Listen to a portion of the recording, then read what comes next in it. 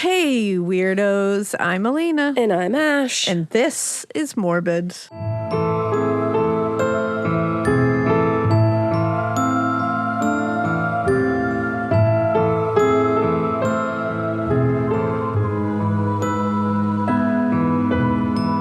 And it's morbid in the morning. It is. And my brain is also not functioning on any kind of high frequency right now. No. So I apologize ahead of time. She's a little wily today, folks. I said my child's name wrong while I was just talking about her. Yeah, that's true. I put like all the names into one. Yeah, that was interesting. I liked that, though. Yeah. I'm not with it. I'm not with okay. it. Get with it. I'm trying to get with it. Maybe we should get you a pumptini. Imagine. Fucking Imagine. 8 a.m. Just pumptini. drinking a pumptini at 8 a.m. Honestly, goals. Lisa Vanderpump, is that you? Oh my Lord. Yeah, I don't think I have anything exciting to talk about, maybe because my brain isn't working. So Yeah, I don't know. The actor strike is over. That's exciting. So now we'll get TV. Yay! So I'm just excited about Stranger Things season 5. Hell yeah, brothers. So it's Countdown to my wedding is on again. Again. Everybody was very concerned that me and Drew didn't get Countdown married is on. in October like we said we were going to, but you know, family things happen, you move things, and Yeah. now we're getting married at another time. There you go. But I'm not telling. I'll never tell. Yep, we're almost there, folks. So close. I'm about to be so a whole ass wifeule. It's true. Yep. But before that, we're going to talk about some terrible things. Yeah, that's our job. So that's what we do, and we're here to do it. This particular one that I'm going to talk about is from the 50s. Shut up. I will not shut up. Shut up. It's like in Princess, or not Princess Diaries, it's like in Mean Girls when she's like, I didn't say anything. Say anything. I was just going to say that my case this week is also from the 50s. Hey. Or my next one, I guess it'll be next week. Who knows? Well, I don't know when any of these come out. It'll be at a time. By the time this comes out, Ash could be married. I have no idea about any concept. Yeah, see, I will be Mikey married. just nodded. So congratulations on getting married. Thank you so much. It was such a great time with you there. Yeah, so we're in the 50s today. And this is unsolved, technically. Oh, technically. That tells me it should have been solved. There's someone who's an interesting suspect who, unfortunately, we can't really get anymore. But there was someone that they followed. We'll get there. But it's technically unsolved. I really think it has the potential to be closed at some point. Okay. Can we do like a little exclamation maybe? Yeah, there you go. There you go. I think I would like to see this closed because this is a really, really sad story.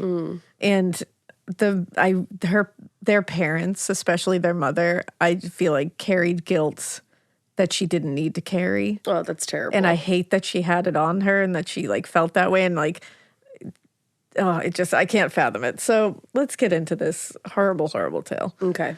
So the murder of the Grimes sisters and the investigation that followed is still one of Chicago's most notorious cold cases. And it is one of the most costly and labor-intensive searches in the state's history. Wow. Despite all of the hard work put in to search for this killer, the investigation was ultimately hitting dead end after dead end, partially because of bad leads at times that were chased a little too far, and also some well-intended but very misguided attempts to withhold evidence that allowed this killer to still go unpunished to this day. Wow. And it left generations of people wondering what the hell happened to Barbara and Patricia Grimes. Oh, I think I know this one. It's really sad. Yeah. And we'll get to it, but there is some withholding of information from the press and the public that obviously that is very important sometimes. And obviously that can push a case forward sometimes. I fully support that. Yeah. In this case, the reasoning behind it was like, ugh, and then it actually ended up kind of hurting in the end. Which was obviously not the intent of the people who did it, but it didn't work out well in the end. So Barbara Grimes was born May 5th, 1941, and Patricia Grimes was born December 31st, 1943, a couple of years later. And a New Year's baby. Yeah, so they were both born and grew up in Chicago, Illinois, and were the third and fourth of what would be 7 children born to Joseph and Loretta Grimes. Wow, that's a lot of kids. Joseph and Loretta had married very young. They actually married when they were both 17 years old. Oh, were they just like in love? They were just in love. And then when they were 19, they had their first child, a daughter, Shirley. Now, like such cute names. I know, it's really cute. Like Loretta, Shirley, Patricia, Barbara. Since they married so young, they didn't really get a chance to pursue a formal education. Yeah, that makes sense. And they kind of started a family quick. So they definitely struggled in the beginning. Yeah, and I mean with that many children. Yeah, and they relied on welfare. They kind of went without basic needs a lot, like heat and electricity in the beginning. Eventually, though, that the struggle was only for a little while, and they got through it. But during the struggling time, as we know, that can be tough. Yeah, definitely. And when they have all these kids that they keep having, and the struggle is getting worse, the burden, the financial burden is becoming harder. But eventually, Joseph did manage to find work as a truck driver, and by the late 1940s, he was making around $80 per week, which now would be about $950 per week. Okay. So that was a stable salary.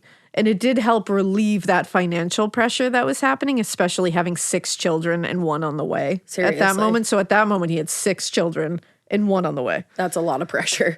Unfortunately, the couple had not weathered the struggling time as well as they had hoped. And in December 1951, they filed for divorce. Oh, that's sad. Now, luckily for the entire family, including the kids, Joseph and Loretta's divorce was pretty uncomplicated. They very much agreed on it mutually. That's great. There wasn't a lot of fighting. It wasn't a lot of upheaval and nastiness. It was like they still had just respect agreed for each other. That this wasn't working. Too much happened. And once the papers had been signed and the divorce was official, they went their separate ways. Barbara, Patricia, and 3 of their 5 siblings remained in the custody of their mother, and Joseph moved to an apartment not far away. They still saw their father. Everything was chill. Hunky-dory. Yeah. Now, the only problem was without the income of Joseph's job, although he did pay $35 per week in child support from his $80 a week salary. So a good chunk. Loretta was forced to find work, and luckily she quickly did. She got work as a file clerk for Park Davis Pharmaceuticals. Unfortunately, it wasn't enough to really take care of again, they have 7 kids. That's a lot. So they did have to rely on welfare still, some social supports from time to time. She worked a lot of hours, but despite that, she prided herself, and everyone said it, including the whole family said it, that she was an amazing mother to her kids, and she did the best she could while she was at home to be there whenever she could. That's incredible to have that much pressure on you of staying afloat financially, working all these hours, and then to still be a great mom when you're home. To be present and do whatever you could to be there for them. That's amazing. Loretta was killing it. Yeah. So by all accounts, Barbara and Patricia in particular were smart, polite, very well-liked girls in their neighborhood, in their whole community, really, at school. Barbara ended up having a part-time job at 15 years old when she was only a sophomore at Kelly High School. And she actually ended up working at Wolf Furniture House, and she ended up doing that to help her mom make ends meet. So she immediately was like, I want to help. Because she respected her mom a lot. Yeah. Now, her younger sister, Patricia, was described as super friendly, a little more outgoing than Barbara, and more energetic than Barbara. Barbara and Patricia were also described as seemingly inseparable. And they were said to often walk places hand in hand. Oh my God, that's so sweet. Now, Barbara is 15, Patricia is 13. So they're pretty close in age. Close in age. The 2 girls had a lot of interests in common, but like many of their peers at the time, what they were really passionate about was Elvis Presley. Oh, Elvis, baby. Elvis Presley. Now, in 1956, Presley was only a handful of years into what would be, what we all know, an iconic career. You don't say. Yeah, he had a pretty iconic career. Elvis? Huh. Yeah, Now, as devoted Elvis fans, Barbara and Patricia would often spend their afternoons at the local record store, listening to his singles. I love it. They would find anywhere that had a jukebox around town just to hear his music over and over again. And at home, their whole bedroom was covered in pictures of him that they'd cut out of magazines. You could also get them at the Five and Dime store, so they had purchased them whenever they could. So cool. And in the by the fall of 1956, they joined his fan club and were eagerly awaiting their membership cards. Oh, I love it. That's so much fun. Isn't that adorable? It's just I remember a time when it was like magazines, like Teen Beat magazines and like Tiger Beat and all that shit. And you could like send away for stuff. They had like fan club mail that you could send in. It was wild. So on November 15th, 1956, Elvis Presley's first feature film, Love Me Tender, was released in theaters across the country. It was something, if you were a devoted Elvis fan, you were going to see that movie a million times. It was just happening. And as dedicated Presley fans, Barbara and Patricia got their opening night. And by Christmas, they had seen the film dozens of times. I love that so much. They had seen it a ton, but Barbara and Patricia just couldn't get enough of it. And on December 28th, my birthday. And a couple days before one of their birthdays. Yep. On December 28th, Barbara and Patricia convinced their mother to allow them to go to the movies to see the film again, for the 100,000th time. Now, early that week, Barbara had come down with a bad cough and was taking cold medicine for a few days. So Loretta was like a little reluctant because she was like, I don't know, you've had a cough. It's the winter. But eventually they begged, and she gave in and let them go. Probably just wanted to make them happy, of course. And they promised they would be home before midnight. And she was like, okay, as long as you promise, then you can go. Now, when she agreed to let the girls go, Loretta gave them explicit instructions to be home by 11:45. This gave them enough time to watch 2 movies that evening. So when 11:45 p.m. came and went, and no one came home, Loretta immediately began to get anxious and sent her 2 other children, Teresa and Joey, to the nearest bus stop to wait for them, hoping that they maybe just got a late bus. Yeah. But 3 buses stopped. Oh. And 15-year-old Barbara and 13-year-old Patricia did not get off those buses. And you just think of the mother Loretta having to send the kids out to be like, and hoping for the best, but probably thinking, like, this isn't right. Yeah. And then those 2 siblings watching 3 buses go by, just the increasing worry that was building up. Oh my God, I can't even imagine. And then these 2 come home and say, empty-handed. They didn't get off, and Loretta's just panicking. Fully, I bet. So when she learned that the girls still hadn't returned, she immediately called the local police precinct around 12:30 a.m. and sent Teresa and Joey back to the corner to meet the officer. So the kids explained that their sisters were supposed to be home an hour earlier and hadn't arrived. They hadn't heard anything. The officer immediately put out an alert for the sisters, but they still hadn't heard anything a few hours later, and so Loretta called the precinct again to officially report them missing. Now, although the investigation into Barbara and Patricia's disappearance officially began on the morning of December 29th, it didn't really get into high gear until it hit the Chicago newspapers on Monday morning, December 31st. Oh. Which also happened to be Patricia's birthday. Right. Now, it was by then that the investigators had talked to the staff of the theater. They'd gone door to door speaking to people. They'd searched neighborhoods, garages, alleys, abandoned buildings, everywhere in between. They found no trace of Barbara and Patricia. And obviously any child going missing or multiple children going missing is alarming for the residents of Chicago. But this disappearance started really setting everyone's minds going because it definitely reminded them of the disappearance of 3 local boys whose bodies were discovered on a rural road outside the city a little over 1 year earlier. Oh, wow. It was very similar. We actually talked about these boys, John and Anton Schusler and Robert Peterson, in one of our Spooky Forests episodes. Oh. Because there's all these stories about the place where they were found. This certain forest has a lot of activity. Yeah, that rings a bell. It's a really, horrifying story. Yeah. Really horrifying. They were 11, 13, and 14. They were found stripped and stacked on top of each other. They were bound, gagged, raped, and strangled. That's absolutely horrific. The details are really horrifying for that one. And that had already kind of shook everybody. Of course. But this on top of it is now, oh, fuck. What's happening is there's someone out there stealing kids. Now, the first tip finally came in on the afternoon of December 31st when Jack Franklin, who was a security guard with the Admiral Corporation, reported to police that he thought he'd seen the girls a little after 9:30 a.m. on the morning they were reported missing. What we will see in this case is So many people say they saw these girls when they had already been dead. I remember that being reported. Yeah. Like, I've heard this case told a few times. And it's not like one or two people. It's a lot. Lots of people. That's interesting. It's weird. And do you believe some of them? I don't know. I mean, eyewitnesses to me are very... It's shaky. dodgy, yeah. But so many people. Yeah, that is I think interesting. it's some kind of phenomenon, but I'm also like, what is going on here? Well, and I think...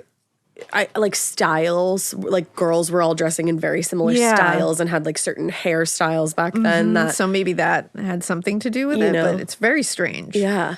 Now, according to Franklin, he said, quote, it was their rudeness that made him remember them. Oh, I doubt Which that. they're not described that way. Yeah, I doubt that entirely. Franklin told investigators he had been standing on a sidewalk on Lawrence Avenue Saturday morning, and he saw the two girls pass him. And he said one said to the other, I wonder where the bus stops. Yeah. And Franklin heard them, so he said, you just missed the bus. And one of them looked over and said, oh, shut up. And then the two continued walking towards the bus stop. That doesn't sound like them from how they've been described. Exactly. And again, this was very troubling because he was sure it was the girls. Yeah. And then this is troubling because the three boys that we mentioned who were murdered in October 1955 were last seen in the same area before their bodies were found a few days later. So this was concerning to everybody, like, oh shit. Now, the same day, 15-year-old Dorothy Fisher told police she'd seen Barbara and Patricia in the theater that night, the evening that they had gone to the movie. So they're thinking they made it to the movie. Yeah. And she said they had spoken briefly together, and then they left the theater. Okay. She said apparently the girls were also seen that evening around 11 p.m. by a bus driver who picked them up at the stop near the movie theater. Okay. But this bus driver reported that they got off at Western Avenue, which was nowhere near the Grimes' home. So, and why would they get off there when they promised they'd be home? That's the thing. Now, despite all the witnesses reporting that the girls were alone when they were seen, detectives had initially theorized that the girls had just run off for, quote, a date with sailors. That's random. Sounds random. Oh. But it's not. Because when I first read that, I was like, they're 15 and 13. What the fuck are you talking about? That came out of nowhere. Well, apparently a few days earlier, Patricia had told friends about a letter she'd received from a sailor acquaintance saying he would be home for the holidays. Okay. Just 1 month earlier, in fact, both girls had come home from a movie with two sailors they had met at the theater. Okay. So this wasn't entirely out of the realm of possibility. And yes, these sailors are men. Right. And I'm sorry, did you say a year earlier or a month earlier? A month earlier. And they came home with these? I think these sailors brought them home. Okay. From the theater. All right. Same reaction, indeed. All yes, right. I said, huh? You would hope. Well, no, I was going to say you'd hope that they're just like 18, but even that's wrong. Still 15, 13. So it's like, oh no, I meant the sailors, but then I was like, yeah, they're 15 and 13. No, but that's what I mean. So like still doesn't work, unfortunately. But yeah, that's a whole part of this that's just like, oh. And did Loretta ever comment that did she ever confirm that she had met these sailors, or? I think we find out who those sailors are, and I think they were able to clear them. Yeah, okay. But not much is known about them. But tips kept coming in, and the next day, one of their school friends said they had seen Barbara and Patricia in her neighborhood on Saturday afternoon. And a passenger on the train said they'd seen them board his Milwaukee-bound train on Sunday afternoon. So 2 days after they've gone missing. So now missing. we're seeing somebody has seen them at the theater. Somebody has seen them a bus driver has said they dropped them off somewhere far away from their home that night. Then someone else is saying they saw them the next morning. And then a school friend is saying they saw them the next afternoon. And then somebody else is saying they saw them Sunday. Okay. So now we're seeing them all 3 days, and we have multiple people saying it. Right. Very strange. Very. Now, according to this passenger on the train that said they got off that Milwaukee-bound train, he said that the girls got on at the Edison Court Station, which is just 2 stops away from the Great Lakes Naval Training Center. Okay. Which further supported their belief that they met up with Patricia's sailor friend. Now, based on this information, detectives began looking into the sailors that had brought them home the previous month, known only as Terry and Larry. Terry and Larry. Now, Since it was all looking a little crazy here now with the possibility of, fucking adult men being involved here, That's the always case a problem. did get assigned to a task force led by Chief of Detectives Patrick Dealey. This task force had actually been put together a few months earlier to investigate the murders of those 3 local boys in October. 40 officers were assigned to the case, and they were 40 officers from the Brighton Park precinct were assigned to the case. Got it. And several of these were from the Juvenile Bureau, which was put together to investigate sex crimes and homicides. Now, meanwhile, the students at St. Maurice, where Patricia attended school, were helping out however they could. They stuffed over 15,000 missing flyers into mailboxes. Wow. And the clergy and parishioners at the family's church had collected enough money to offer a $1,000 reward for any information for their safe return. So the whole community is on this. It's a huge search. Now, unfortunately, weeks passed, and it seemed like they had just vanished. Wow. Loretta Grimes told reporters, "I'm waiting here for news, hoping and praying. If someone is holding them, please let the girls call me. I'll forgive them from the bottom of my heart if they just let my girls go." Oh, God. I literally almost tear up hearing that. It's just I can't fathom the depths of her despair here. She insisted to media and police that the girls didn't have boyfriends and neither one of them were the type to run away, and they never had run away. Right. Especially since it was days before Patricia's birthday and there was a party planned. Yeah. She was like, they wouldn't have run away. And this was obviously this was just something they did. Went to the movies, saw the Elvis movie, came home. And they were coming home. They had done this a million times. Yeah, this wasn't out of the ordinary. It wasn't a sudden thing. They wanted to see this movie. They'd seen it a million times. Right. Reporters even suggested to her, which I was like, cool. Oh, God. Reporters, you're saying this to a devastated mother. What did they say? They were like, "Oh, do you think they ran off to Tennessee to see Elvis at Graceland?" And okay. I get where the thought is coming from, but it's also she really cute joke. Right. Fun. Not the time. Yeah. What the fuck? And by January 19th, Elvis Presley himself made a statement. Wow. He released it from his home in Graceland and said, quote, "If you're good Presley fans, you'll go home and ease your mother's worries. Thanks, Elvis. That's helpful." Yeah. Everyone's really helpful here, I can see. Thank you, Mr. Presley. I don't think you needed to make that statement. Because right now it's not really looking like they're holding up somewhere and just worrying their mom. Right. Sounds like something happened. Yeah. So maybe let's not put it on them. Yeah, Let's put it out there and say let's get you girls home. Yeah. If you're holding these girls, let them home. Spin that a different way. Yeah, spin that a little bit different. Now, horrifically, all of those hopes and prayers fell away just a few days later, on January 22nd, 1957, when the bodies of Barbara and Patricia Grimes were discovered off County Line Road in nearby Willow Springs, Illinois. And that's almost a month after they disappeared. Now, that day, Leonard Prescott was on his way to the grocery store outside Willow Springs and was traveling on German Church Road when he saw what he thought were mannequins. He said he thought they were just store mannequins. Never. He later told reporters, "I didn't have a care in the world. My wife told me to go out and get groceries. I was going mighty slow, and I noticed these flesh-colored things underneath the railing along the side of the road." So he didn't stop initially, but he said he went grocery shopping, and then on his way home, he was like, "It really bothered me the whole way home. I couldn't shake it." He was like, he said he had read about the missing Grimes sisters in the papers because everyone in Chicago and beyond had at this point. And even though he had convinced himself those were just store mannequins, he was like, "I just need to confirm this because I can't just go about my day." So he and his wife Marie actually went back to the spot that afternoon. And when they reached the embankment, Marie Prescott screamed. Oh, God. Because it was clearly the site of the nude bodies of 2 girls lying in that ditch, barely covered by a layer of snow. Wow. Marie began weeping uncontrollably. Leonard had to literally carry her back to the car. The absolutely horrified couple just sat there for a while trying to calm themselves. Once they were able to speak, they drove down the road only about a mile to the Springs Police Department. Only about a mile away. Now, Sergeant John McKay was just getting out of his car, showing up at the station.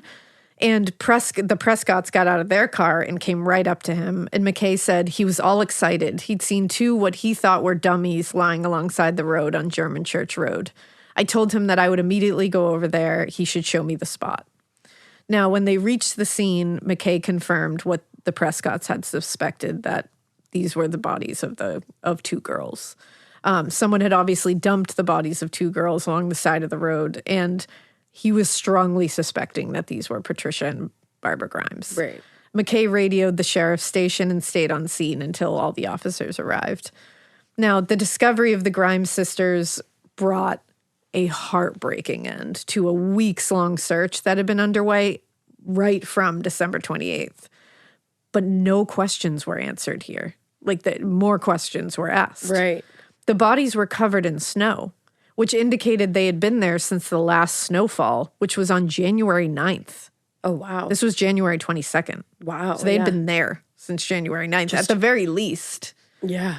And they had only become visible when the snow began to melt a few days earlier. Now, at the time, German Church Road was not traveled a lot. It was in an unincorporated town. Oh, okay. Which makes sense. That explains why they hadn't been discovered earlier. No one went down that road. Gotcha. It was like a very seldom traveled road. How fucked up is it, though, that they were a mile away from the police station? And nobody knew, just under snow. And the police... Right on the side of the road, too. They were not far off the road. There's, unfortunately, crime scene photos, and they're right off the side of the road. And do they... I might be getting ahead of myself here, but do they think that they had been there the whole time? We'll get to that. Okay. But we'll definitely get to that. But okay. But unfortunately, there was no clues on the scene to what the hell happened here. Before the girls were removed from the scene, unfortunately, Joseph Grimes, their father, was taken to the site. Oh, God. Where he positively identified them as Barbara and Patricia. And as he did so, he just dropped to the ground and burst into inconsolable tears. Yeah. And I can't even fathom that scene. Well, and you don't hear a lot of parents being brought to the crime scene. I think it was the 50s. Shit was just wilding back then. Holy shit. Yeah, it was they don't do that now. That's the thing. But, that's horrific anyway to have to identify your child, but at the crime scene or wherever they were. The dump scene. Yeah, that. God, I can't imagine. Yeah. Now, according to Harry Gloss, a representative from the coroner's office, the bodies had been hastily covered with leaves and grass. Barbara's body laid across Patricia. Both girls had 3 puncture wounds in the chest. And, quote, that appeared to have been made by an ice pick. Oh, my God. Barbara's face had bruises that indicated that she had been beaten. There were cans, bottles, and other debris just strewn all around the area, but none of it appeared to be related to the crime scene. It was just a place where people threw trash. Now, the autopsies were performed a few days later because they had to give the bodies adequate time to thaw out because they had been essentially frozen there. Right. But they didn't get a lot of extra information even then. According to all 3 of the very qualified pathologists who performed the examinations, both Patricia and Barbara's causes of death were shock and exposure. Wow. Which indicates that they were dumped alive. Yeah. And died from the cold and the elements. But they can't get a lot more than that, which is horrifying because they were stabbed 3 times in the chest. Right. One of them at least was beaten. And then they were stripped and thrown in the snow. Right. What the fuck? And did they know, had they been assaulted at all? We will get to that. Okay. They couldn't agree on an exact time of death for either victim. All of them agreed that they had likely died the night they went missing. Okay. And had been in the ditch covered by fresh snow for quite some time. A while. Now, in their final report, the pathologists also noted that the girls, quote, had not been sexually molested. Okay. And there were, quote, no signs of external violence on the bodies that could have caused the death. Okay. Now, that's so strange. Yes. Now, ultimately, the autopsy results produced obviously more questions than answers. Yet again. For one thing, if the girls had been killed the night they disappeared, how is it possible for so many people to say they'd seen them around the city? Right. After their disappearance. The answer to that, to me, feels like eyewitnesses are just notoriously unreliable. Mm-hmm. These people were probably just mistaken, I'm assuming, or they wanted to see these girls and be part of the help. Like they wanted to feel like they saw them. Right. And so they were mistakenly thinking. But who knows? It's still strange. Even though, eyewitnesses are notoriously unreliable. We all know that. We've seen it a million times. It is strange how many people were sure they saw them or interacted with them. Right. Like classmates from school. That's the thing. It's not just strangers. It's people who actually knew them. So it's very weird. But the remarkably well-preserved state of the bodies did support the theory that they'd been left packed under snow for quite some time. Wow. Now, the bigger problem, though, was that, and no one was going to become aware of this until much later, the bigger problem was that the pathologists who conducted the examinations had been under strict orders from Harry Gloss, who was the representative for the coroner's office, that the coroner's office had to withhold certain sensitive information. Okay. For example, the pathologist's report and subsequent news reports clearly stated that neither girl had been sexually molested, which was vague enough to be defensible. If challenged, they could at least defend the wording of that, I guess. But it wasn't exactly true. Okay. In fact, when the autopsy was conducted, evidence strongly indicated that Barbara had either been raped or had consensually, but she's 15, so engaged in sexual activity near the time of her death. And how are they able to get away with that because of the wording? Because I think it's like sexually molested is different than, and they're saying here that they couldn't determine whether it was forcible or consensual. Okay. Later it will come out they were both raped. Both of them. Mm-hmm. And you should know that right off the bat, though. Like it does come out later that they were both raped. Well, and that's interesting because they're also like one was laid across the other, just like in that previous case where the three boys were raped on top of each other and laid across each other. Yeah, like it seems to correlate. Yeah. Now, so this is why the coroner's office had done that? Because of that previous case? No. Oh, sorry. They were trying to protect Barbara's chastity and the image that both the girls were pure. Okay. Which is upsetting. Because so they're trying to hold back this point so that they are still looked at as like children deserving of our sympathy. They are, no matter what, because either way, they're not of legal age to consent to anything. Horrifying is it? It's very 50s. That they had to think that way. That the coroner's office literally was like, we should protect their reputations by not telling the public or the press that any sexual assault happened because it could be looked at as their fault. Wow. Everyone, we love patriarchy. Take that in. Take that in. Like, and that's the thing. I believe the coroner's office believed they were doing something right. They had good intentions. They had good intentions. But they by no means had bad intentions withholding that. But it didn't help later. It actually ended up hurting. Right. And obviously, now we know, like, now it's like, this was the 50s, obviously. So it's like they were looking at it as if we release that, people are going to look at them differently. Which and that's is so like mind-blowing. But I'm sure they would have. They are people children. Are messed up. And then the other thing is like people need to know this information if this is something they need to worry about. Is their children going out into the streets getting abducted, sexually assaulted, and murdered? Well, this hindered the investigation big time because, so we'll get to that for sure. But the discovery was obviously fucking devastating for the Grimes family, particularly poor Loretta, who learned of her daughter's fates that afternoon as she was on her way to St. Maurice's church. Oh my God. She told reporters, I knew they hadn't run away. I knew that something had happened to them. I kept telling the police that they wouldn't run away. She told this to reporters, and then she just ran into one of her neighbors' home. That's so sad. Now, those who knew the family knew that the deaths would be particularly awful. I mean, losing a child, never mind two, is unthinkable. But this was the second time that Joseph and Loretta had lost a child. In 1954, the couple's 26-year-old daughter, Leona, had died after a kidney operation. Oh, God. So this was, I mean, they've gone through the ringer. Yeah, they lost 3 of their 7 children. And later, Loretta Grimes would be very outspoken about how she felt largely responsible for the deaths of her daughters because she gave them permission to go out that night. She could have never, ever, ever had known that this would happen. Poor mother. I can't even imagine feeling that way, and she doesn't deserve to feel that. No. She did not deserve to feel that way. She didn't do anything wrong or out of the ordinary, especially given the time period.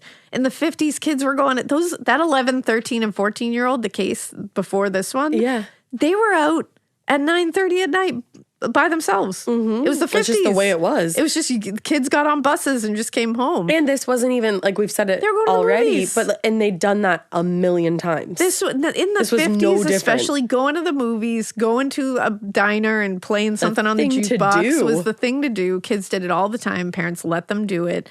This was not strange. That mother did nothing fucking wrong. No, and I hate that she had to live with that guilt. That's the thing. And it's like she's sending them to a public place that's safe, that and together. Yeah, and like she should have been able to send her kids out to go watch a movie. I just feel so awful for her because it's like she did not deserve to have that guilt. But you can understand, I'm sure, as a mom, why she did. Absolutely. You know? And that's what kills me. I'm like, I just wish I could I feel like I'm like, sorry, Loretta. I know. But since the discovery of Barbara and Patricia Grimes was the second set of children, like we talked about, found brutally murdered in the Chicago area. Right. Many in the press and public were worried that there was a serial killer afoot, abducting and killing children. Sounds like it. In both cases, the victims' bodies have been found nude in or near a forested area and on top of each other. Mm-hmm. Investigators believe the inclement weather had helped the killer lure the victims. And all had been like, it was, it was rainy or snowy out, so they could be like, oh, you need a ride? Right. Like, that's easy. And all had last been seen headed to a movie theater.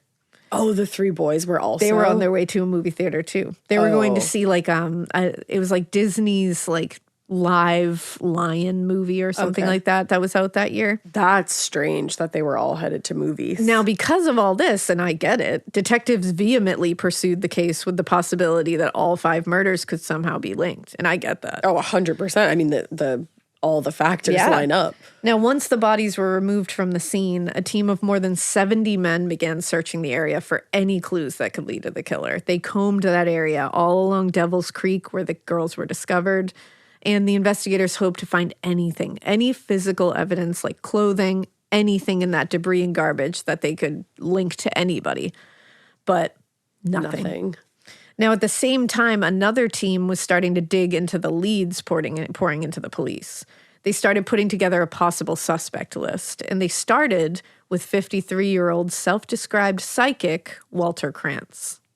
He was top of the list because a week earlier, he had called the police with an anonymous tip saying the girls would be found in Santa Fe Park. Okay. He refused to give his name when he called, but he said he, quote-unquote, dreamed of seeing the bodies there. Okay. Police were able to trace the number back to Krantz, obviously, and he immediately became their number one suspect. Oh. But he passed 2 polygraph tests, and after being interviewed for hours and hours, it was determined he had no involvement in the case.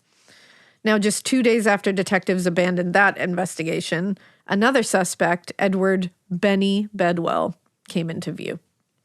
Now, according to a cab driver who had seen the girls' pictures in the newspaper, he'd seen Barbara and Patricia on the morning of December 30th in the company of 2 men at the D&L restaurant in Chicago's Skid Row neighborhood. Okay.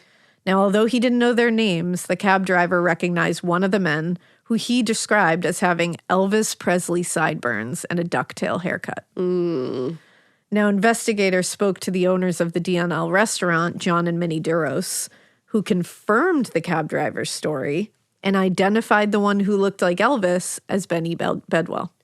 And that would have meant that they spent 2 days with him? Yes. Okay. Now, they confirmed that this was Benny Bedwell because the couple who owned the restaurant said that they had actually occasionally hired him to wash dishes. So they knew him well. Yeah. So according to Minnie Duros, the group, so it was Benny, who they are saying was Patricia and Barbara Grimes and one other man together. She said the group had come into the restaurant early that morning and sat in a booth. And she told investigators the older of the two girls was in bad shape. She looked sick or drugged. And she had been sick, Yeah, right? she had been sick. Eventually, they all went outside where she saw the two men try to get the girls into a car. But the taller girl came back into the booth and put her head on the table. So when the others came back and tried to get the girl back outside, Minnie told them to leave her alone. But the three persisted, and Minnie became distracted by another customer. And when she looked back at the table, she saw the man she identified as Benny Bedwell escorting the girl out of the restaurant. Okay. According to Duros, the group came back later that afternoon, and the taller girl, whom she believed to be Barbara, was, quote, carrying on with Benny. So she asked them all to leave. Okay. Now, by the time investigators became aware of Benny Bedwell, there was already 3 law enforcement agencies pursuing this case together. But not together, independent of one another. Okay. Chicago police had taken the initial missing persons report. Cook County Sheriff's Department discovered the bodies. And the FBI was following up on the handful of ransom demands that the family had received since the girls went missing. People are so disgusting. Because people are and always will be absolute fucking garbage. Truly. We're garbage, everybody. We're a garbage species. Garbage. Now, as is often the case, the famous ego game becomes a problem, and each agency was reluctant to share information with the others and actively withheld shit from each other. It's like, guys, we all have a common cause here. Let's figure out what happened to these 2 children. Seriously, like, shake your dicks around later. Like, there's 2 children who were fucking raped and murdered, and you can't get your shit together to give some information to another agency because they might get credit for it. Yeah. Like, I don't know any of your names. That's the thing. I don't know any of your names except the ones that actually did the work. Mm-hmm. So do the work, right? And we'll know your names for it. But if you're holding shit, we're not going to know shit. Exactly. In fact, on January 24th, when Sheriff's Department officers arrested Benny Bedwell, Chicago police investigators complained to the press that, quote, they were not informed of the arrest and said it violated a pledge of cooperation among the various law enforcement agencies. So they didn't even tell the other agencies that they arrested the guy. Well, it's like, that's exciting news, you know, like, hey, we might have this guy here. And the other agencies are wasting time. Like pursuing other leads. When you've got this guy. Right. Tale as old as motherfucking time. Imagine not being able to put your egos aside for the sake of solving the abductions, possible rape, and murders of 2 young girls. Like, imagine that. No. So the sheriff's officers eventually tracked Bedwell to the Star Garter Theater, a former burlesque theater turned movie house in downtown Chicago. Interesting. It ran double features all day and night. The Chicago police, it turned out, were right to have complained because rather than fill the other law enforcement agencies in on the arrest, a spokesperson for the sheriff's office just went to the press to talk about having a suspect in custody. Going to the press and being like, look, we did it. Instead of telling the other agencies first. Right. Now, according to their report, 21-year-old Bedwell had grown up in central Illinois and taken a job with a traveling circus when he was 18. Oh, wow. But he had recently returned to Chicago around the area after a very short stint with the military. And at the time of his arrest, he was living at the McCoy Hotel. Okay. Now, reporters immediately jumped on the story and started digging in to find more about Benny Bedwell. Less than 24 hours after he was arrested, they'd found his mother, Ethel Bedwell Bradbury, who was more than happy to talk about her son. She was 16 when she became the 6th wife to John Bedwell, a man who was 30 years older than she was. Holy shit. She gave birth to John Jr. not long after they were married, and 6 years later, she had Benny Bedwell. Damn. As far as his mother was concerned, Benny was, quote, a lazy, shiftless bum, just a big, lazy boy who didn't like to work. Gross. She didn't know anything about her son's involvement in the case of the missing Grimes sisters, but she did tell reporters, quote, on several occasions, Benny had mentioned having a new girlfriend. Now, in custody, Benny insisted he had never even met the Grimes sisters and certainly didn't kill them. He did, however, admit to being at the D&L restaurant on the evening he was spotted there, and he said he was with a friend and 2 girls. Now, according to Bedwell, they were not the Grimes sisters. He said he had met the 2 girls and their male companion at the movies that day, and the 2 had gone to a bar near the theater, left when the bartender refused to serve the 2 underage girls because he loves underage girls. Gross. After that, they went to another bar nearby where they each had 3 drinks. And he said, we were only in there a little while when the girls went to the washroom. And he said, when they came out of the washroom, they ducked us. We saw them leave, and the other guy said, let's follow them. But he said that he refused, and he claimed that the girls, they got away. And he said they ran into the girls a few days later, and they ignored him. I bet. So now the That's problem a weird was, story, Benny. Well, and the problem with this wasn't the first statement Benny gave to police. This was the second one. The initial statement he gave, he claimed he had been out that day with friends that he referred to as Louie and Frank. He said they met up with the girls he identified as being the Grimes sisters. Okay, so first he knows them and then he doesn't. According to Benny, he was driving the car and the girls were in the back with his friends, and he heard, quote, the sound of scuffling, and he looked back to find the 2 girls were dead. That's his first statement. So I want you to picture this. He's driving a car. They're in the back seat. He hears a little bit of scuffling. He looks back. They're dead. Doubt it. Benny then said the men stripped the girls' clothing off and forced him to drive out to German Church Road where they dumped the bodies. When asked why he told that first story if it wasn't true, Benny said, I thought you would let me go if I told you that. I thought you would let me go if I told you I was an accessory to murder. Yeah. Let's think about that critically. Seems legit. Let's do some critical thinking there, Benny boy. I don't think he knows how to do that. Now, while the multiple statements from Benny didn't make him look any less suspicious, the second story he told police about meeting the girls at a theater who weren't the Grimes sisters, that was eventually corroborated by the 2 young women who were part of the story, apparently, whose names Benny said he had forgotten at the time. Their names were Irene Dean and Carol King. And the other man in the group was Richard Wittenmeyer. So, boom. Alibi. Okay. The guy came forward and was like, yep. The girls were like, yep, it was us. Do we believe them? So, he had already told multiple stories, which was a red flag, obviously. Yeah.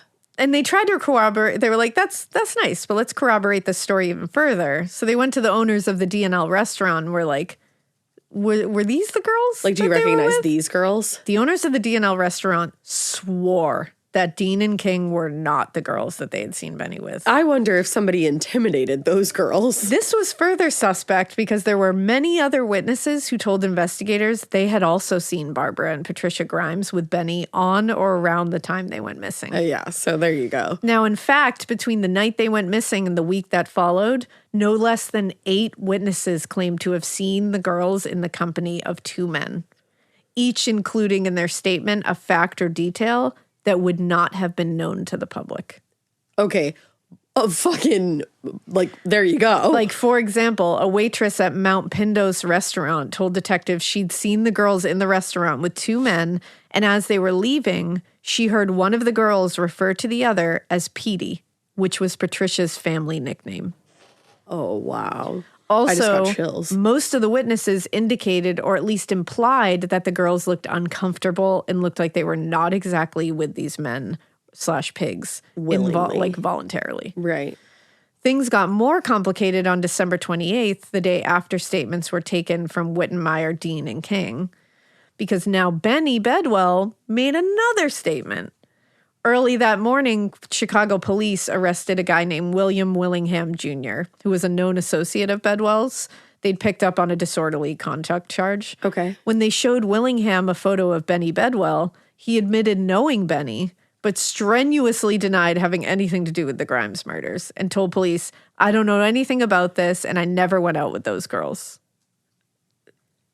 And it's like, oh, that sounds a little sus, methinks my thou guy. dost protest too much. Correct. But when Benny was informed about Willingham's arrest, he recanted his previous story about being ditched by the girls at the movies. Oh, okay, that one. And returned to another version of his initial statement that included the Grimes sisters. Right. Now, according to Benny now, he'd met both girls, Patricia and Barbara Grimes, on the evening of January 7th. Nope. At Harold's Club. And they were in the presence of a man he referred to as Frank. Benny claimed they had a few drinks at the club and then got a room at the Crest Hotel. There, he said he, quote, went to bed with Patricia and Frank with Barbara. Benny claimed all 4 of them spent several days drinking and driving and stopping at random bars and friends' apartments where they kept drinking heavily. Finally, on the 11th or 12th, they stopped for gas and to get some lunch with the girls, and the girls went to use the bathroom at a gas station. When they got back, both men indicated they wanted to find a place to have sex, but both the girls refused, and he said that both the men got violent. Okay. In a recorded confession, Benny told Sheriff Joseph Lohman, "I hit Patricia harder than I was aiming to on the chin." Okay. Both men, he said, knocked both girls unconscious, like beat them unconscious. And he's one of these men, Yes. him and Frank? Frank, yes. Okay. They immediately thought they had killed the girls, so they drove them up to the little-used German church road, stripped them of their clothing, and dumped them behind the guardrail. The sheriff asked whether they knew the girls were dead or not, and Benny said, "They didn't move anyway. I didn't know the girls were dead. I figured they would come to and go for help. I didn't do it intentionally." Well, and then that makes sense because they believed that they had died of exposure. So he beat them unconscious and then left them there. And that, because I was saying, in my head, I was like, they died of exposure, but like, did they try to get home somehow? Well, don't worry. We'll talk about that. So Benny said it wasn't until several days after this that he read about the Grimes sisters in the paper and realized that it was them. He claimed neither one of them had mentioned running away from home and never mentioned they were being looked for. He also said he only met Frank a couple of times, didn't know his last name. Benny said when they got back to the city after this whole thing, they departed from each other and he hadn't seen Frank since. Okay. Now, his statement was read back to him for clarification, and Benny identified Barbara and Patricia Grimes from photographs presented to him by the sheriffs, confirming they were the girls he'd been with. Then, with his statement having been taken, Benny guided investigators on a 50-mile tour of where he and Frank had taken the girls, ending at the site on German Church Road where the bodies were found. Okay. Now, along the way, hundreds, if not thousands, watched and followed this whole ordeal. The press referred to this whole thing as, quote, a tragic circus parade at high speed, which is chilling. Yeah. So Sheriff Lohman was immediately convinced of Benny's guilt, particularly because it seemed to be in line with what they've learned from witnesses in the days prior. And just the fact that he's told about 40 different stories. In fact, one of the witnesses who claimed to have seen the girls after they disappeared was Leonard Wass, an employee at a service station not far from where the girls' bodies was discovered.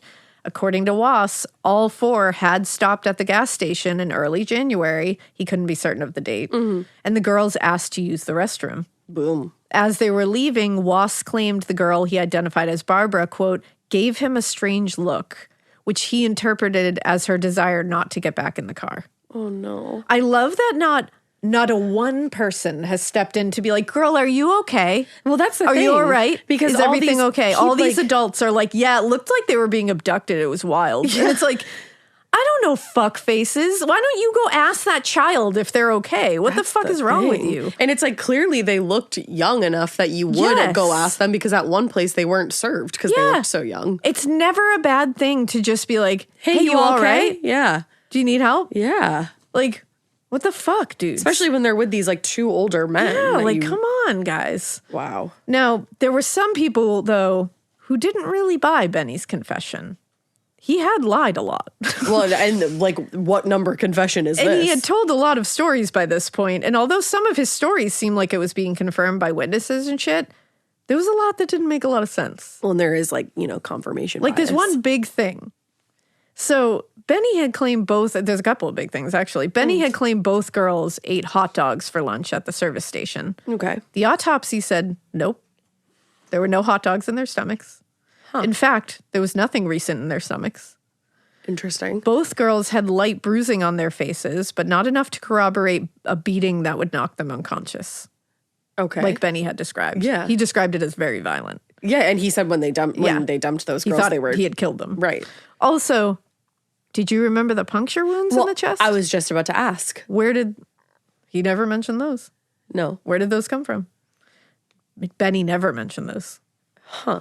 The press immediately pointed out all of this, and his confession was now being questioned by everyone. But there are so many things that he did know that do make sense. Well, there's also another problem here because The biggest issue that everyone had with his confession was that Benny claimed to have engaged in repeated sexual intercourse with Patricia. But according to the autopsy report that everyone knew about, neither girl was, quote, sexually experienced, meaning neither had engaged in sexual intercourse. Because remember, they were withholding that information. Right. So now the public is hearing this confession involving that, and they're saying, well, it can't be true. But it is. In fact, when reporters asked one of the pathologists whether the girls were chaste, Gross. he refused to answer the question. Because again, remember, the coroners are being told you're not allowed to say it. Right. He said the question, and his answer was that's a question of morals, not science. So he was like, I'm not answering that. Like, I'm not telling you whether these girls are chaste. That's like opinion. That's not science. I'm here to talk about science. Like, let's not put that in your story, asshole. In truth, his refusal, again, was the direct result of being under strict orders from the coroner's office to protect their reputation and not answer those questions. Loretta Grimes, on the other hand, wasted no time reinforcing what the autopsy had included. She said, our girls came from a good home and were brought up in religious surroundings. He's not right, she said of Benny Bedwell. And she insisted that he was lying. She said, I want to see my girls' clothing before I believe anything. Even then, I won't believe what Bedwell says about their being in bars. Yeah. Which I don't blame her. No, of course not. More than any of the other inconsistencies in Benny's confession, which I think the puncture wounds are a huge inconsistency. He never mentioned them. And I think if you stabbed the girls 3 times with an ice pick each, you would mention that in your confession. Did he head back to the car, though, and Frank did that? I don't know. To ensure that they were dead? I don't know. But his insistence that he engaged in sex with one or both of these girls was held up by the press, the family, and many others as evidence that he was lying. After all, the autopsy report indicated that had not happened, so there was no way he could be telling the truth.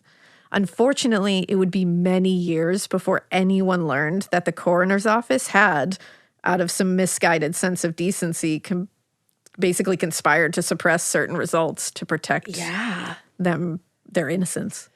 This is so And in truth, several members of the sheriff's department had seen the autopsy slides and years later would confirm, like I said, that both girls had been sexually assaulted before their deaths. Right. Now, despite the many flaws in the case, Lohman remained convinced of Benny Bedwell's guilt. I'm kind of convinced. I'm not. You're not? Okay. No. And he accepted the confession and he booked the man on murder charges and intended to see the case through to trial. So the announcement of Benny Bedwell's confession and the impending indictment brought some comfort to the people of Chicago. Yeah. Particularly those who had been increasingly anxious over the rising, instances of children being abducted and raped and murdered in the city and the surrounding areas. But for others, Benny seemed like a scapegoat in a case that multiple law enforcement agencies had failed to solve. Okay. Benny's pro bono lawyer, David Bradshaw, told reporters, the boy in this case is wholly illiterate, doesn't understand what's going on, and has found himself the main object in a case of nationwide interest. Loretta Grimes agreed. Really? Telling reporters he's changed his story so many times. Who wouldn't? He's had no sleep and nothing to eat. She's a consummate mama. Yeah, she really is. She's literally like, the boy hasn't had anything to eat and he hasn't slept. He's going to say whatever. Like, she's just looking at it like this is a 21-year-old. Right. Guy. Like, Loretta Grimes is a mama bear. Like, that's my girl. She really is. But she didn't agree. She did not agree. She did not think that this was the guy. All right. Well, I respect how whatever she thinks, because you also have to think like there's some mama instinct happening there. Now, Benny's lawyer, David Bradshaw, believed investigators were under intense pressure to solve this case, obviously. And since Benny was their only real suspect, they pursued him despite all the contradictions in his confession. And it's like, okay, I understand pursuing him like based on some of the things he was saying, but don't do it exclusively at the expense of finding other people. I think it reminds me of something, the West Memphis 3. It reminds me of like when they just went forward with Jesse Miskelly, even though there was several contradictions in his confession, they just corrected them. That confession is one of the saddest things you will ever hear about in your life. Now, also, Bradshaw believed his client was being scapegoated because the public and many in law enforcement continued to cling to the Grimes sisters' purity. Right. And they refused to believe that the two teenagers had gone anywhere near Skid Row bars and theaters and that, like, something could have happened. Yeah. So he was like, I think he's just being put up here as like the easy way to understand all of this. And at that point, his lawyer also didn't know about the truth. So it's like, So the more investigators dug into Benny's story, the less likely it seemed he was telling the truth. William Willingham, the friend that had been arrested when he was, had told investigators that he had gone out drinking with Benny around the time the girls went missing, and that he swore the girls were with her. The girls that they were with were Irene Dean and Carol King. And the results of his polygraph test indicated he was telling the truth. Oh, interesting. Also, when Dean and King were shown photos of Benny Bedwell and William Willington, they again identified them as the men they had been out with at the D&L restaurant, among other places. So they were like, that was us. That's interesting. Now, a coroner's inquest began on January 30th, 1957, and much of what was learned did little to support Benny's confession. It was determined that the girls had most likely been abducted shortly after they left the movie theater, a little after 11:30 p.m. At that time, Benny Bedwell was known to have been at work. Oh. The inquest also demonstrated the extent to which so many involved in the case were committed to protecting the quote-unquote innocence of Barbara and Patricia. At one point, while the girl's school friend Dorothy Weiner was testifying that she saw both of them buying popcorn and a candy bar at the movie, Loretta jumped up out of her chair and started calling the girl a liar because she said she had only given them money for movies. And she said she insisted that she gave her money for the bus ride, the ticket for the movies, and one popcorn. So because of how sensitive everything was, just because this school friend had said that these girls had an additional 30 cents, many interpreted it as that they must have been dishonest or they'd done something immoral to get that 30 cents. Wow. So that's why Loretta jumped up and was like, no. Like, this is, I gave them this amount. But that's how ridiculous it had gotten. That's insane. Now, after 3 days of testimony, Benny Bedwell once again recanted his 14-page confession, saying he had only confessed because he was threatened and beaten by police. Oh, wow. In fact, he again said he had never met or seen the Grimes sisters and only knew the case through the newspapers. Benny had told so many conflicting stories by this point that it would have been reasonable for anyone to be skeptical of this latest one. At that point, I mean, come on. But now the coroner's inquest, that was starting to show that he was probably innocent. He was probably innocent of this, I should say. Well, the inquest was in its third day. The lab and toxicology reports came back and found that both girls most likely died December 28th, the night they disappeared. Wow. Also, there was no alcohol in either of the girls' systems, and the contents of their stomachs turned up particles of fish and potatoes on those later reports, not hot dogs. Okay. Bedwell had only claimed that they'd eaten hot dogs, and that was in January. And do you have any idea if Loretta said, they had fish and potatoes I'm assuming for dinner that's what they had for dinner. I didn't see it in any of the things, but because they weren't concerned by it, it makes sense that that's what they had for dinner. And they were going to a later movie, too. Yeah, and that movie was later, and they weren't concerned about these. They weren't using it as part of the investigation, so I'm assuming that was from home. It also just sounds like a family dinner. It does. Now, a few days later, on February 6th, a bail bondsman named Morris Brown put up the $20,000 bail for Bedwell's release. He believed him innocent, so Benny was released from custody. Wow.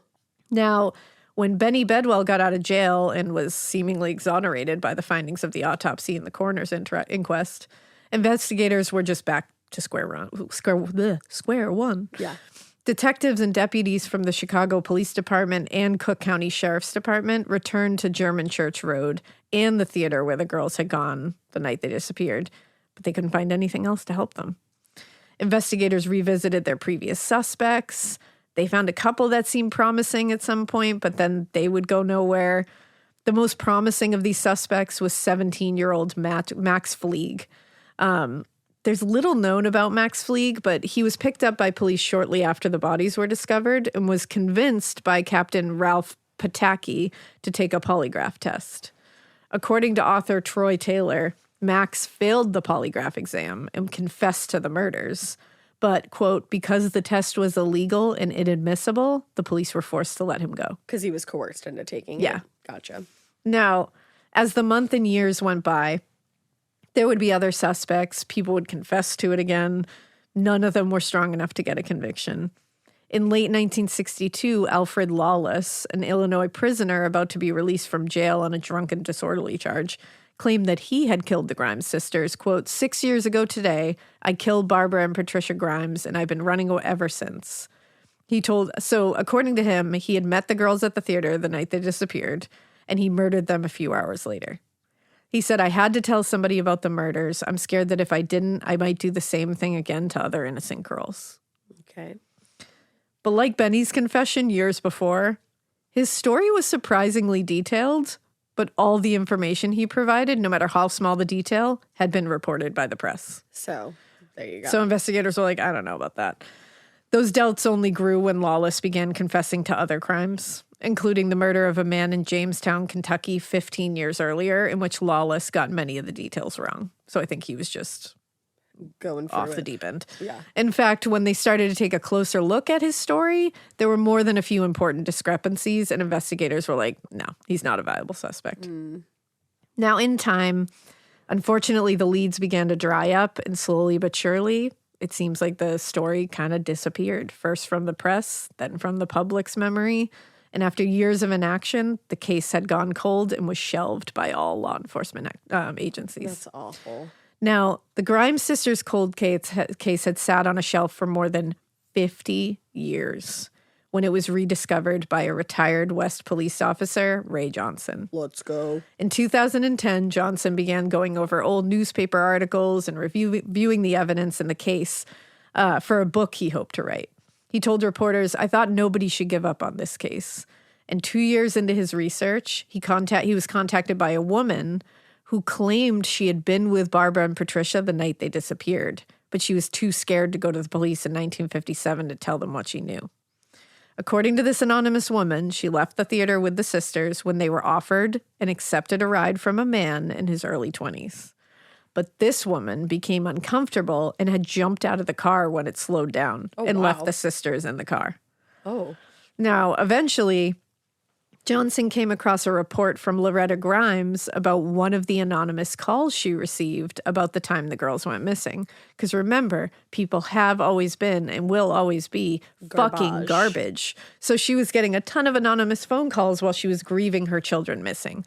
Again, garbage. We're garbage. Like, what goes through people's heads? Now, unlike the previous ransom calls and harassment, this caller seemed to know things about the case that other people didn't. He claimed, quote, he was the one who undressed the girls. Oh, that's so and then he hung sick. up the phone.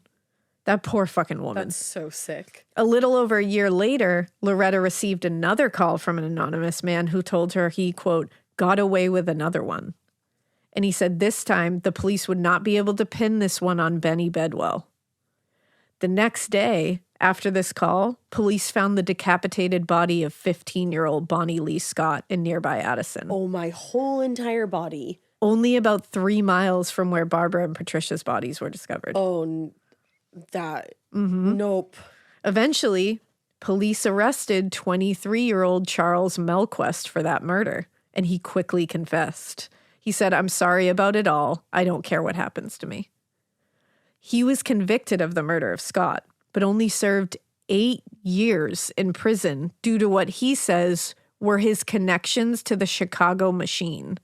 What? The murder of Bonnie Lee Scott bears many similarities to the Grimes sisters case, but there's no real connection that they could pull on. Melquest had connections to Sheldon Teller, who had been one of the lead investigators on the Grimes case.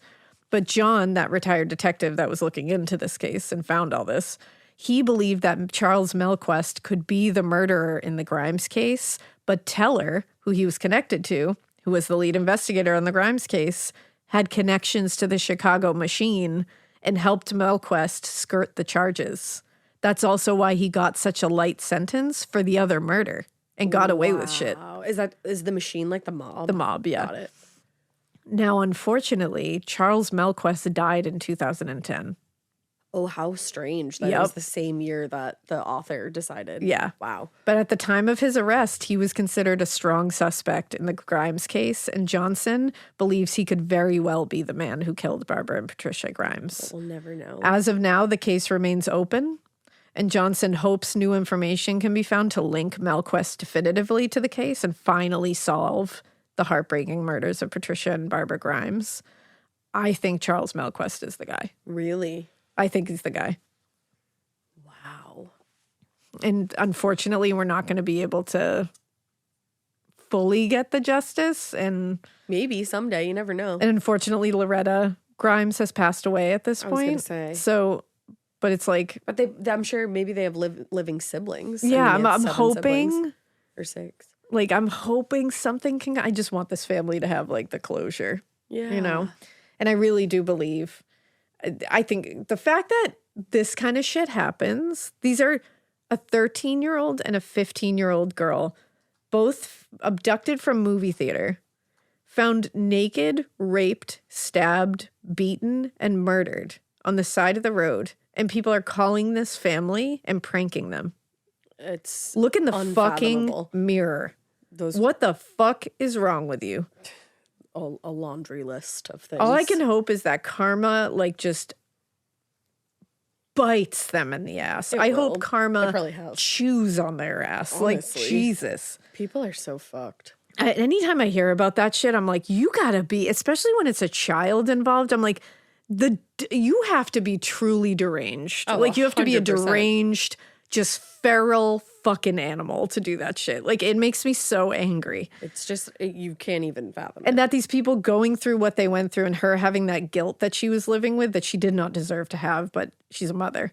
That guilt she had, and to be having to deal with fucking pigs calling her and pranking her. And saying disgusting shit. Like, man, you deserve what you get. Society, man.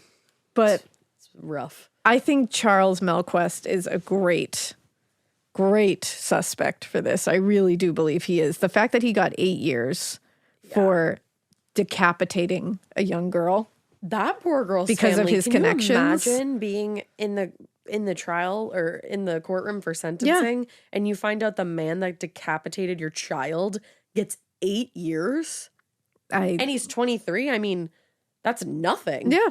Nothing. Yeah, he's going to be a young guy just walking out of there. And I'd be interested to see or to hear. I would love to follow what the rest of his life was. There's no way that man stopped what he was doing. Yeah. So it's like somebody needs to, and I'm hoping, who knows, maybe Johnson there is working on it, is piecing together what that guy was doing. Because I would love to find out and start digging into what his life was after that. I mean, he lived until 2010.